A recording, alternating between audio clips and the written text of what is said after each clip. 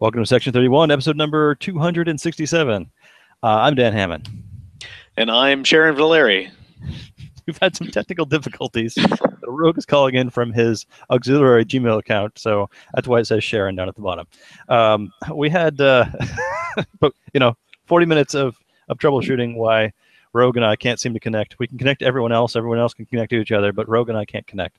Rogue postulated that we've used all our minutes, and that's why this the jig is up. Yes, the end is nigh. We actually had a tournament to talk about. We've got a gamut of things to talk about. I've got like 5 things on my list here. That must be why we had problems connecting. We actually had content this week, so clearly. Yeah. All right, let's start off with a second edition tournament. Unfortunately, you didn't get to go to, or fortunately for you, depending. We had our regional, our second edition regional on Saturday at about I think 3:30 at Arby's.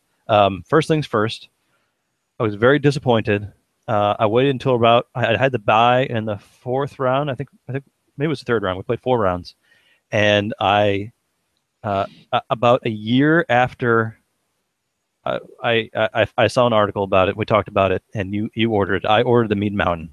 And I got to say, I was not expecting when they called my name. I got the Meat Mountain and in a small drink, and I got the drink, and they called my name. You can't see the counter, so when you're playing, you're sitting at the table. They call your name, and you go around the counter. You come around the corner, and I was expecting to see a mountain, cannot be contained.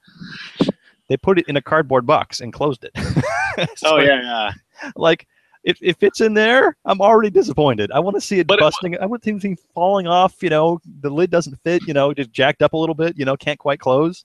Yeah, that was mine. My box was like they had to like dog ear it and try to cram it closed. So was yours unexpectedly small? It was well contained. I was disappointed. I ate the thing. I sat down, with my drink, my lemonade, and I have to say it was really juicy. It was amazing. It was just dripping with like either au jus or something. But they had the chicken from the chicken nuggets was great. There were 2 types of beef. There was the roast beef and the sirloin. That was good. A couple different types of cheese. What else was on there? The chicken and the turkey. And I feel like I'm missing something, but and it was all in a pretty good bun. It was pastrami now. Don't they have pastrami now? Yep, that was pastrami on there too. Pretty good. I was not expecting at the end to be looking around and wishing I had got fries, but so anyway, like I said, 6 months later, a year of hype did not live up to. So delicious, but not as appetite fulfilling as you had hoped. I remember in college ordering 2 big Montanas and barely powering down the second one, and I felt like I had room for something else when I was done with this. I didn't eat anything for the rest of the day, so maybe in the end it was good that I didn't have any more. But I didn't put any sauce on it either. Usually, I go nuts with the sauce, but it was, like I said, it was juicy and tasty all on its own, so I didn't need to worry about that. All right, that was item number 1, and that happened in the, like I said, the 3rd round of our 4-round tournament. We had 5 people show up. It was myself and Johnny and Thomas and Matt and Charlie. We didn't have JD. He's still on deployment. We didn't have Rogue. We didn't have any of the usual, hired guns. The ones that would just come in and shoot up the place. No TV sighting or no TK sightings. There was a chance Nate could have showed up, but he's kind of severed ties, so nobody came down from Santa Barbara. We didn't see our friend the 2 letters Joel. We didn't see Joel either from LA. He had plans, so we decided that we were going to go with the bye. Charlie volunteered to just he'd sit out so we can play 3 rounds and be done, but it's a regional. We should play at least 4 rounds. So we had bye. I guess technically only one person got 4 rounds, and that was Johnny. Johnny. Yeah, Thomas got the bye the first round, and he didn't lose the rest of the day. He went undefeated for the win. I got paired up with Matt in the first round, and by the end of the first turn, our little back and forth, I went and he went. As an aside, I played 3 games. I went first in every game. I don't think it's ever happened before. Usually I either go last all the time or I go first and last, but I went first all 3 times. That was fun. Anyway, by the end of the first, back in my turn, his turn, I had decided that was the end. I'm never playing Star Trek again.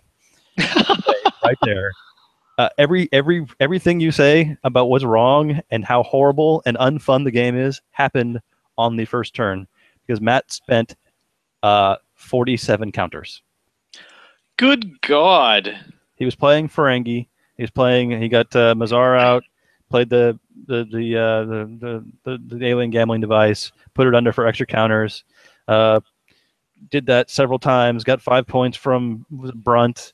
Played it at what cost, and just kept going and going and going. And I was like, I should have ordered my food now because you're taking 20 minutes. Okay, that's an exaggeration. It was probably closer to 15 to take this turn. And I'm like, he didn't go through his entire deck. On my turn, I did get. I was playing a Dominion deck I found, and I did get the spiteful strategy. So all his events were cost +1, and he still played through everything, even though his at what cost would cost him 1 counter. Maybe that's why he didn't get through his deck, because I probably costed him maybe 3 to 6 counters by because of the events that he was playing, maybe more, maybe 10. By the end of his turn, like I said, he had maybe 7 cards left in his deck. He had a pile. Everything else was in his discard pile. He had a good crew out. I think he didn't have a ship. He might not have had a ship yet. Maybe he had his 4-cost ship. No, that's right. He didn't have a ship. That was important. He hadn't played a ship yet, but he had gone through his entire deck and made his perfect hand, right? And he was just ready to launch. He had plays the thing out, and that the one pirate that lets you, when he's facing a dilemma, you can stop him and take any past Ferengi from your discard pile and add him to the away team or the mission attempt. And since plays things out, everyone's got a past icon, so it's pretty much I've already gone through my entire deck and placed everything in my discard pile. So when I attempt a mission, I'm going to stop this guy, and I'm going to get anyone I want, and still attempt with 9. It was a great setup. I think Matt's been playing this deck a few times, so it's a heck of a setup. I never want to see it again, and if I do see it again, I'll probably scoop because it was the worst. Anyway, it certainly seems like a setup you would have to play multiple times to just even get used to figuring out how to do it. So I credit myself with one great play on the day, and that was on my next turn. I did nothing but play a Jem'Hadar and the Vorta that lets you kill something and make both players swap their hand with the bottom cards on their deck. So he had spent 47 counters making the perfect hand, and I made him swap it with the 7 random cards from the bottom of the deck. I was really hoping he had all his ships in his hand, so he would have to draw into them again. Unfortunately, he drew into another one, a 4-cost, whatever scout ship. But so I mentioned a few of the cards I was playing. I found this Dominion deck that had a lot of the cards from the most recent set, and the strange bedfellows. It was a Dominion only, stay in the Delta Quadrant, or stay in the Gamma Quadrant, and do a couple of strength missions. And every time I finish one of my missions, if you have any points, you lose 5 of them. And if I do this mission, I can make everybody lose 5 points. So I was going to make you do an extra mission. I mean, in the meantime, I'm just kind of playing and trying to score missions myself. Sure.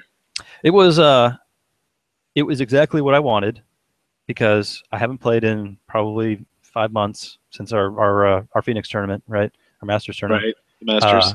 And the previous time I played was Gen Con, so I didn't want to have to think about the deck very much. I didn't want very many tricks, and it was very straightforward. Didn't have a lot of interrupts. It had just a few, and by the time I was done with the tournament, I knew how to play them. It would have been helpful early on. I made a big mistake. As great as that play was, I made a mistake toward the end of the game, and I don't know if it cost me the victory, but I went down with a bunch of, just a random assortment of guys, like you do with the Dominion, right? You got a bunch of different personnel. And he threw down a dilemma that it was like I had done a space, and this was my second mission, my planet mission. I think it's a new one. You take a random personnel from your discard pile into hand, and if I have to have the skills on that personnel, which is great for the Ferengi because acquisition, other random stuff. And of all the personnel, he got Eridor, which has got like 9 skills on the guy. Wow. He was hoping for Ferengi because I didn't have any acquisition. Well, I had the Dozy guy, so I did have acquisition. I could have passed that, but Eridor had medical, and it was like the one thing I was short on. So I was doing this little victory lap in my head. I've got the acquisition right here. Let me just go through and read the rest, and I'm getting physics and everything else, and I got to medical, and I couldn't find it. I'm like, oh well, I had the acquisition, so I got you beat, but you got me beat on the medical. So I guess I can't solve with this crew. And I want to say I either gave him the turn, yeah, because I handed over the turn to him, and I picked up my hand. I'm looking, and there's my Dominion hierarchy. Gain a skill if you got all 3. And I'm like, well, there's a reason that card's in the deck. I could have just gained a skill. I had 2 of them, even if he canceled one. I'm like, oh, this is why. That's what I get for not playing for 6 months, right? I forget how to play. We played back and forth between my making him lose points. I think he started with the 50-point mission, and he lost like 10 or 15 by the end. And we true tied 65 to 65. Wow. Had I solved that mission, I might have had a chance to go back and take another shot at my next planet mission, but who knows how it would have went. I might have gotten a few dilemmas under. I don't know if I think I want to say I got one more turn and started hitting it, but I don't know if I would have got past it. So either way, true tie. I blame going to time on Matt's 15-minute first turn. True or not, I don't know. It felt like an eternity from my side of the table. That's for sure. I played against, since it was true tie, I played against Johnny in the next round, who had beaten Charlie. And I heard, we were sitting next to each other, so it's kind of hard to not hear anything, but I heard mirror match. So it was interesting to sit over there and see what they were playing. Johnny laid out a TNG set. He had a couple of big missions, and he was playing next gen. And I'm very confused as to what he was playing in my head because Charlie was playing next gen as well. I think one of the things that this Dominion deck doesn't want is for you to get stalled in the beginning. I want you to go out and solve a mission or two so that when I solve my missions, you lose points. Johnny had the worst draw. He drew nothing, no personnel. He had a ship, and then he played the one card that let you download a ship, and he had a couple other random guys, and that was it. And he was just drawing and playing stuff, but he couldn't get his ship out. I had 2 missions done, and on his turn, he went out, and where no one had gone before him. So I was way ahead. But since I solved 2 missions and he hadn't solved any, that meant he didn't lose any points. Right? Right. So he wasn't going to have to solve a 3rd mission. He was going to be able to do his 2 50-point missions and be done. Or 45, he had the future enterprise, so he got extra bonus points there. He came back. He had a big turn, and I've got my Death is Glory to the Founders in my hand. I'm thinking, okay, whatever he plays, I can cancel it. I'm ready to go. He drops Enterprise J. I'm like, okay, that's a problem. I'm canceling it right now. The next thing he dropped was security drills. Thinking to myself, okay, that's even bigger. I should have canceled that instead. And then he goes and attempts his mission. And as I'm drawing my dilemmas, I think, no, now I understand what those Death of Glory to the Founders are for, because I've got tactical disadvantage and Gorgon in my hand. So I played the tactical disadvantage. And as we reveal our hands, I see his bridge officer's test, which I could have canceled and someone would have died. But nonetheless, he was able to solve because he still had enough people, even though 2 people died in the attempt. One of them my choice, because he made, someone fall into the bus to get past the dilemma. Everyone was unstopped. So had I not canceled the Enterprise J and instead canceled the security drills, he wouldn't have been able to play it because no one had 2 leadership. He had to double up a leadership to get that. Or had he not canceled either of those and waited to the appropriate moment and canceled it for anti-dilemma shenanigans, I would have been able to stop him there too. But he got past it. So that was a good play on his part. And it's, I was just too eager to cancel something. Yeah. And how was I to know that's what else he was going to have? Well, and you hate to sit on it and wait for something else and then have that be the thing that gets by you. But looking back at the dilemma pile, it's just a whole bunch of walls, and that's exactly what it's for. It's for canceling that, or canceling some way, tricking past it. So I knew, at least going into the 3rd round, that's what I would be canceling. He came back and solved his 2nd mission before I can hammer away at my 3rd mission. He played, Johnny plays the dilemma excellently, and he stopped me. I don't know if I outplayed myself by going with 2 small teams instead of 1 big team. Those Jem'Hadar have a lot of strength, and really by the end, you only need a few to get through. But it was a lot of fun. That was a much better game. I had a great time. I felt like, honestly, I felt like I was going to win up until the last turn. So, it's good to be in it most of the time. My last game, I ended up losing, I guess 165 or so. My last game, I got paired against Charlie, and Charlie was playing a different TNG deck. He was playing Bluegills, which was very interesting. Have you played against or with the Bluegills yet? I have not, but I was talking with him a little bit about it to hear about what they do. I guess there's like a significant number of guys who just can't be stopped. Yep, that was what he was doing. He had battleship data and excuse me, and let's see, who else did he have?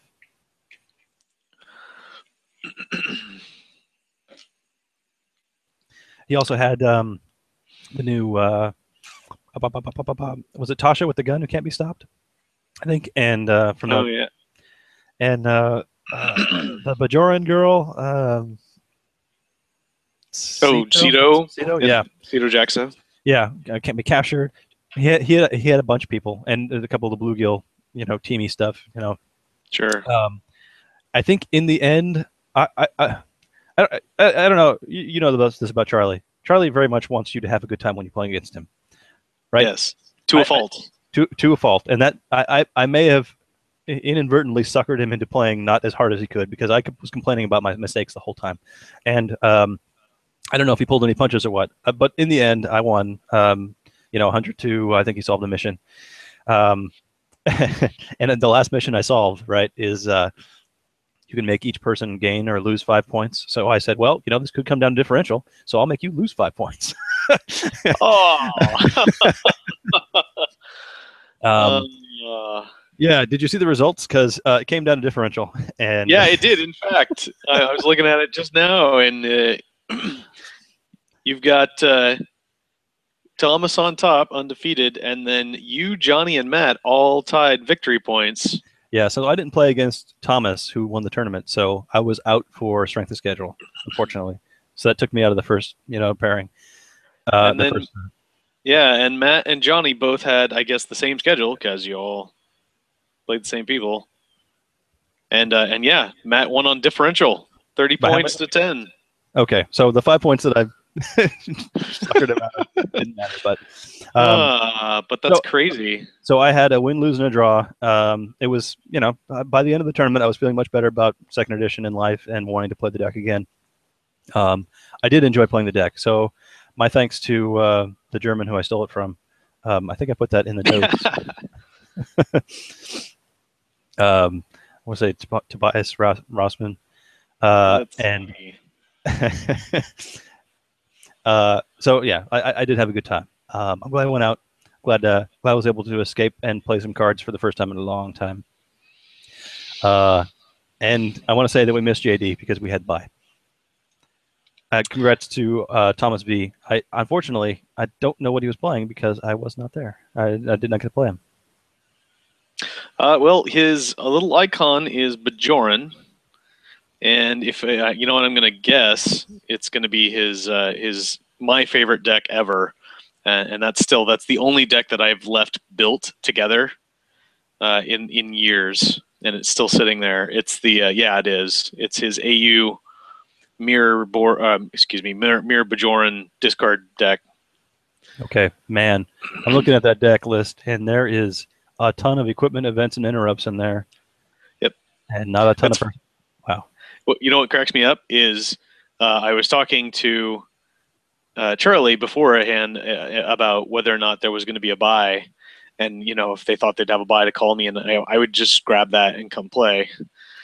And then I was like, well, Thomas might want to play that, so maybe I'll just I don't want to play anyway, so I'll just hang out, and I had things I had to get done, so it came up for trouble. So I'm glad I didn't, because I would have got schooled by the master.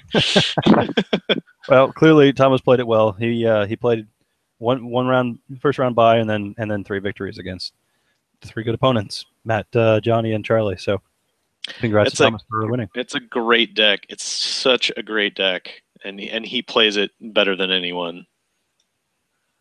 Got to get that guy to Gen Con one year. You know? Yeah. I've given up on Johnny. I really think Johnny would have a good time at a big con, but now Target acquired on Thomas. We got to get him out somehow. Agreed. I think he would have a good time and make a good showing of it. It'd be interesting just to watch other people's reactions to playing against him. My question would be, Thomas makes a lot of decks, right? Some of them make sense. Some of them are stronger than others. We'd have to really sit down and try to figure out, what would be the best deck for him to take. It might be this one. Yeah. But whatever he does, he brings a strong deck and a strong dilemma pile too. I played this deck at Worlds last year, and it was, a version of this deck, and I was in every game against some real competitors. I was, it's a 2-mission win deck. I had a mission and a half every time. I felt like I was only 1 turn out of all of those games, and that was with a doofus like me playing it. So with him at the helm, I think he could tear some stuff up. Right on. All right, let's move on then and talk about triples, because you did show up for the triples event. We lost. Did we lose somebody? I did. We lost Johnny. Right. Because he had to take off. He's only got so many hours, and he's got to get back to the homestead. But we did have 5 because I filled his spot, and Brian came briefly, but then had to leave before triple started, unfortunately. But yeah, we had 5, the perfect triples table, some might say, numbers wise, and had a good variety, I think. With say you thought you had brought a just completely random deck, and then you did not bring the deck you thought you wanted to bring. I had planned on bringing a deck that had actually a lot closer to yours, some poison, some utilizes, and then try to go out some discards. But no, I didn't bring that box. I brought my regular box, which had my regular deck in it, which did what it regularly does and scores 10,000 points and comes in last. Apparently it's good enough for the World Championship last year, but I can't play it for some reason. I don't know. It's one of those random things that either works or it doesn't, right? Yeah, that there are definitely decks that do that. We had Thomas with his normal, always in striking distance, hanging in there. Thanks to Matt's early Masaka, went out the first round in about, I think we went around twice. Yeah, if that. No, we had to go 3 times at least. But yeah, I went out really quick with 100,000. But that was enough. Along with my, like you said, my deck is called Trixie Hobbitses, because it's basically all the tricks, and it evolved from my poison deck into a poison score deck into a poison score tally beige utilize deck, and then just recently I tricked it out so that it can actually go out. So hoping that instead of just blatantly punching points out of the sky, might actually need to go out sometime. And I did. I went out twice, along with some fortuitous other scoring. So I was able to just keep ahead of the curve of Thomas. And we got down to the last round. I think Charlie threatened to go out a couple of times until he finally was like, he looked down at the scorepad and was like, I have no points, and I've got a pile right here with a bunch. It's not enough to win, but I don't want to get blanked, so I'm going out. Yep. And by then it was like, that's been a long day. I have no objection to that. Yeah, and it was getting down to it by then. So in the end, it was a good day. That did give me a chance to hit a couple of more poison utilizes, and I think he said that put me over 1 million. But I think both him, Thomas, and Matt were at the 500,000 mark, and I think he scored another 400,000. Have to look at the score pad, but it was a good game, and I don't think we had really a real death round, which was no. There was a lot of One Big Clones going around, but it didn't march on too much, which was really nice. So a good regional, and I'm glad I was able to get over in time for Tribbles, have some fun, and a little taste on our way to Continentals. That's right. Yeah, so congrats to Rogue. You will get an advance at Continentals, right? You get to jump ahead. That's right. So is that that's not really? It's not like a buy for the other ones. It's 100,000 Tribbles. Yeah. Nice. Yeah. So yeah, I'll get that going into Gen Con, which will be nice, and it's really the only tournament there that I care about. So it'd be nice to have a leg up.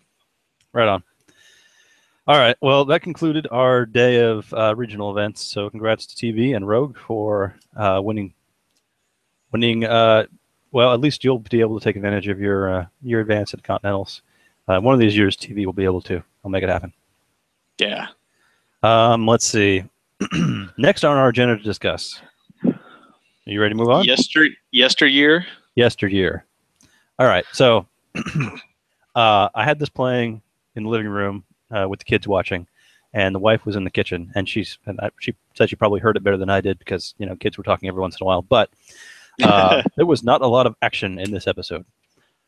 No, it was again. It very much felt like something that was an hour episode that got chopped into, I don't know, the editing, and by either the film editing or the script editing, very much feels like instead of taking the hour-long episode idea and rewriting it to condense things, is like they just filmed that whole thing and then chopped it up into pieces and tried to make a half-hour episode out of it. It just was very much like, so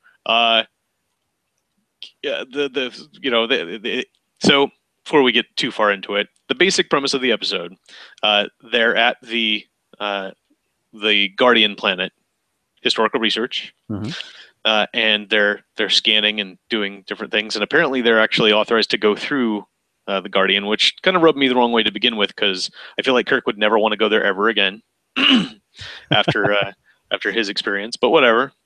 So they're doing observation things or whatever, and the away team comes back through, and when Spock comes back through, they're like, "Who is this, Captain? You've brought somebody new."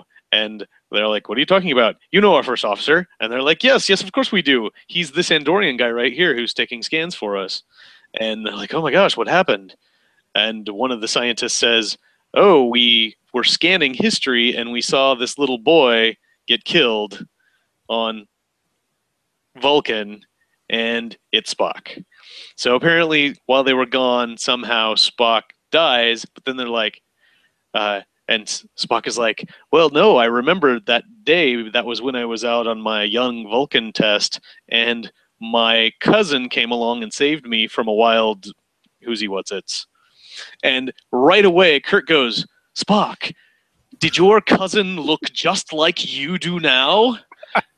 Like, just no, like, wondering or looking at the scans or anything, just straight away is like, well, if you're dead now and you were saved then, clearly that means all along you went back to the past and saved yourself for the future. Like, just jump straight to that, which was pretty hilarious. But Kirk is Captain Temporal, apparently. Yeah. The man was a menace. Yeah. How many violations?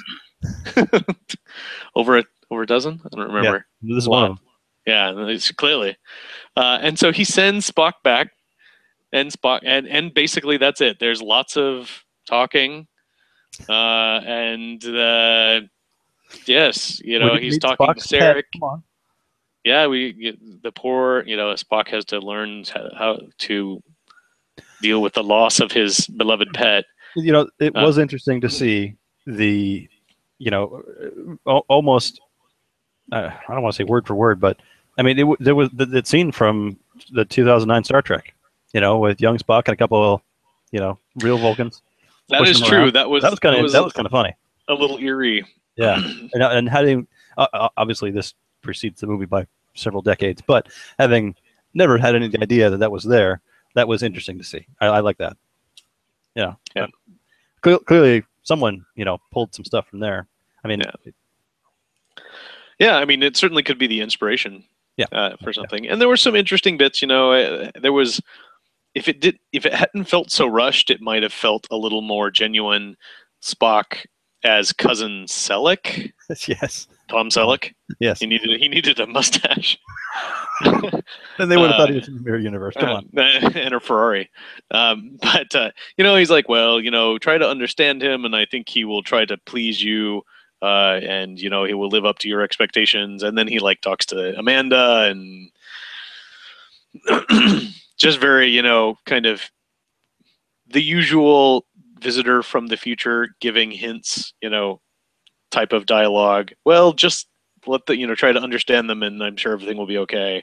And he does the same thing to himself. You need to learn to govern your emotions, and what is necessary.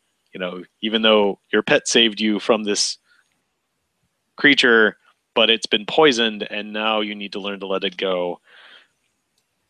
And so even though Spock runs across the desert to fetch the healer doesn't come in time, and Spock survives. But now this is a new change in the timeline and wasn't there before. Who knows what kind of effect the death of a pet may have on future deranged Spock, mad with grief. So once again, back. I don't want to go back to the 2009 movie again. Spock goes back in time and talks to his former self. Yeah. Advice. There's a change to the timeline, so who knows what's going to happen next? And yeah, I was prepared to go dramatically downhill from the first episode and just ride this roller coaster into the ground. I didn't hate this episode at all. I thought it was an interesting concept. The idea of, all right, since Spock went with Kirk, he wasn't with the other team and didn't save himself, so now he's dead. So he has to go back and save himself again and make up for that fact. You know what I mean? That was interesting. That was an interesting science fiction-y, timeline story. I didn't hate all the Spock slowly talking to himself, which was I thought it was going to drag. It was starting to drag, but they kind of wrapped it up well enough. Spock's last line at the very end. What was it exactly? It's been a week since I watched it. I don't remember.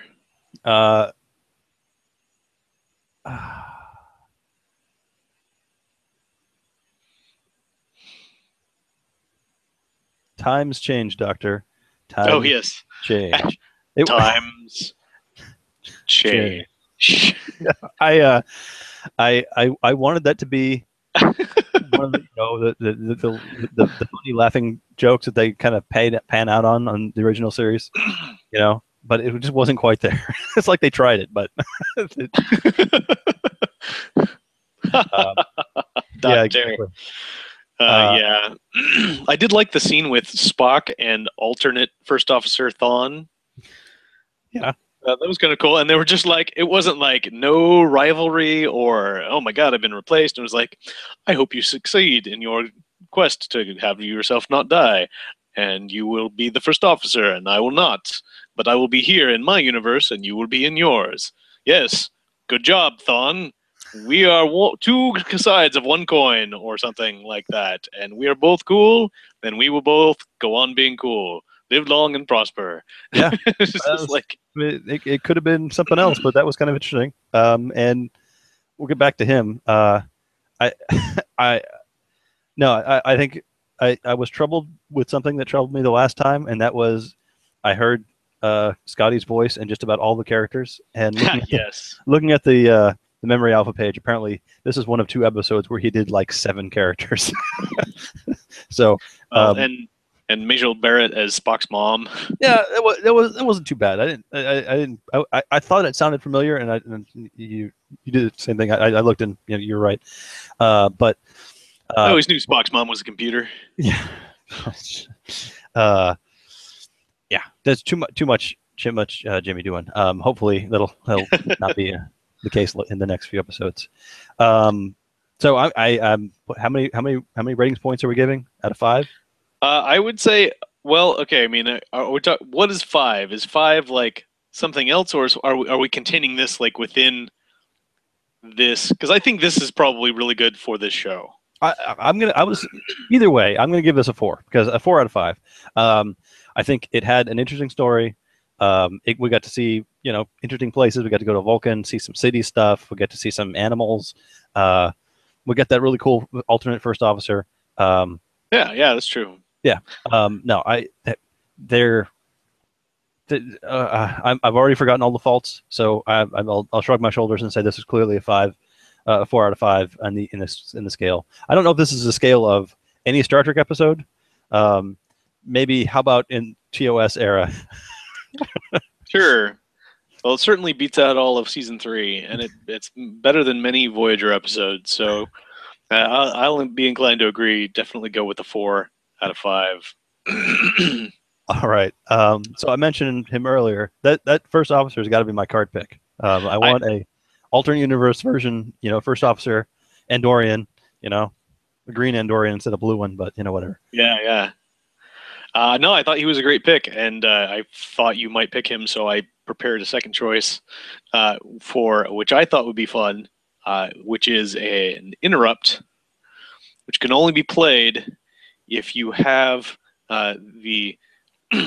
if the Guardian of Forever is in play and your personnel is about to die, you may discard a copy of that personnel from hand to prevent that. Nice. I like it. Yeah. Very good. Very good. Yeah. Send them off. And then maybe have a Spock that downloads it. Like, ooh, I saved myself. Yeah. Just take your Spock. I live long and prosper. That's right. That's what it's called. All right. All right. Well, we're getting a little giddy here, and that's the end of 3 big topics. Do we have anything else before we wrap this up? I got 2 things I want to talk about. Okay. Before we go on, one of our planets is missing is the next episode, and based purely on the title, I'm guessing this is not going to get above a 2 rating, but maybe we'll be surprised. All right. As always, we did have some comments last week about the show, and please continue to post on the YouTube channel, and we'll read them off if I remember to prepare that beforehand. But there was a new article that went up today on the site. Did you see it? Homefront 6. Yeah. Yeah. I really like that image of Q. And yes. I'm really afraid of that image of the TNG crew. Oh man. That's pretty wow. That's pretty old, isn't it? I know that was in the 80s, but it really looks like the 70s. Yeah, and we're going to get one of those for DS9 probably, right? Oh, wow. Right. So anyway, a new card just went up. Looks like celery peptide cake. Ooh, with mint frosting. I love that lore. That's perfect. Just that. Wow, that picture is really nice. I never really liked that card as a print because it was foiled and it was hard to see.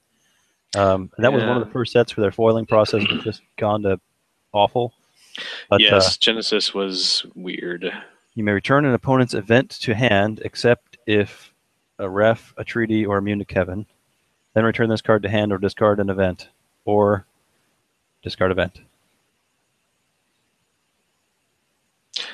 Okay. Return this card to hand and discard an event or discard this. Or discard an event. Okay.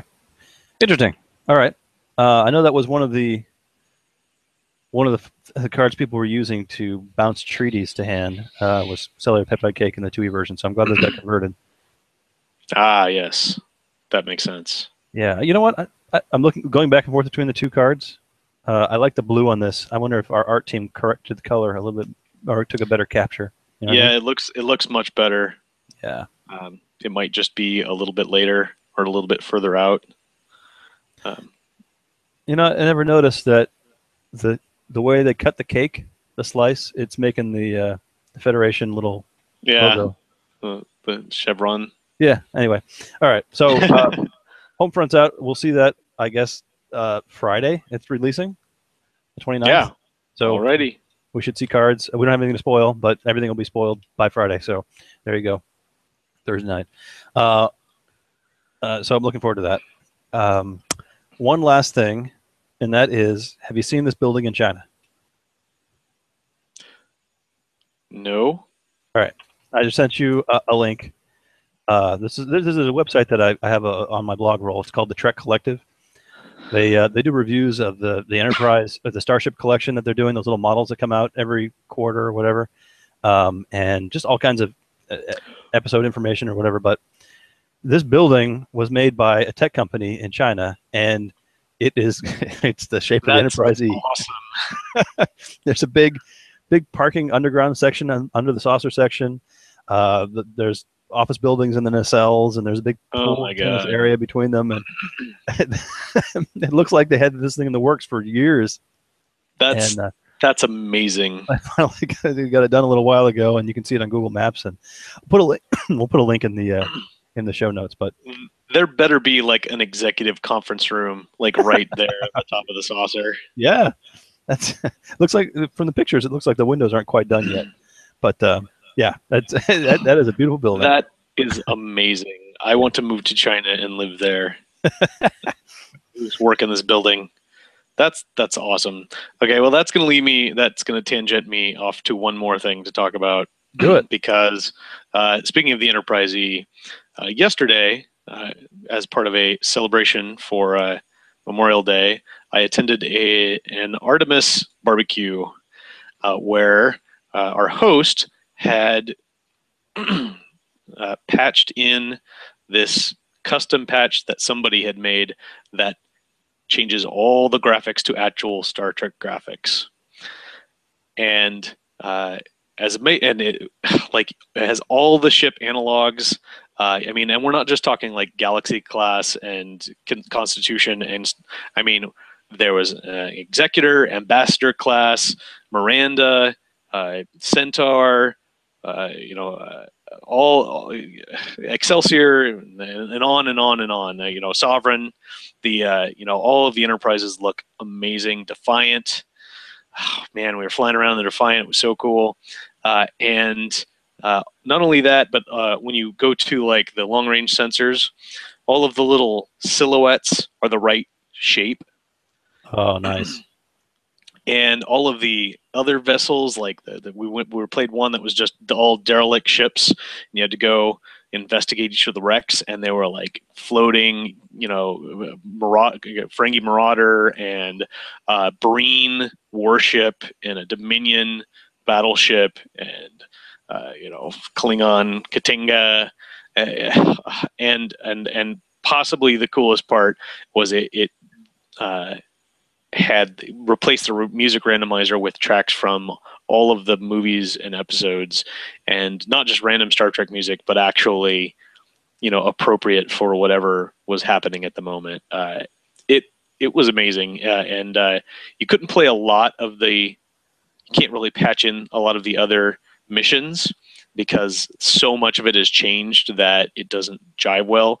And so Jim, who was hosting us, spent hours and hours this week, like recoding a lot of the missions to sync with this. But I mean, I'll have to find out from him where he got the patch and post a link in the show notes, because it was just so amazing. Anybody who follows me on Facebook, I posted a picture of the Galaxy and of the Sovereign ships. It just looks so amazing, and it really, even with as immersive as we find it as fans and playing, we didn't really care that it's Artemis. We knew what we were doing, but it's just like that next step, and it was so amazing. We had such a great time, and we were talking about trying to have another Artemis night this week, and if we can get that together, I think it's going to have to be like that. Certainly, yeah. Let's see if we can get his patches. So I know we've talked about Artemis on the show before, and I know several TCCers out there commented on my picture. I definitely think, again, we talked about having an Artemis night at Gen Con this year with some continuing committee members. Obviously, we would have to do it like this. So I'm going to see if I can talk to Jim and find out what we need to do to have that so we can play it in the future. Sounds good. And we've got Artemis scheduled at Origins on Saturday night. So 2 weeks, a week from Saturday, right? That's right, a week from Saturday, and so we'll see who we'll have to report back on that. Which of us ends up on a bridge crew, and which of us ends up in the laser tag Marine Corps Mako team for this big 24-person player integrative LARP that they're doing with the Artemis arena and the laser tag arena. It should be really cool. I'm really looking forward to how they integrate the two into one story. Yeah, should be epic. All right. I think just even with our late start, we've got a lot of information in here. I think we're going to wrap. Yes. Agreed. I think we've packed more info than we have in many weeks. So we'll go ahead and wrap it up and give a shout out to everybody who came out to the regional this week, everybody who came to play Artemis, everybody who gave us comments, and everybody who is following along with the animated series at home. We'll move on to the next episode next week. In the meantime, I am Sir Rogue. And I am Sir Dan. And I'll remind you all to expand your power in the universe. I'll draw to end.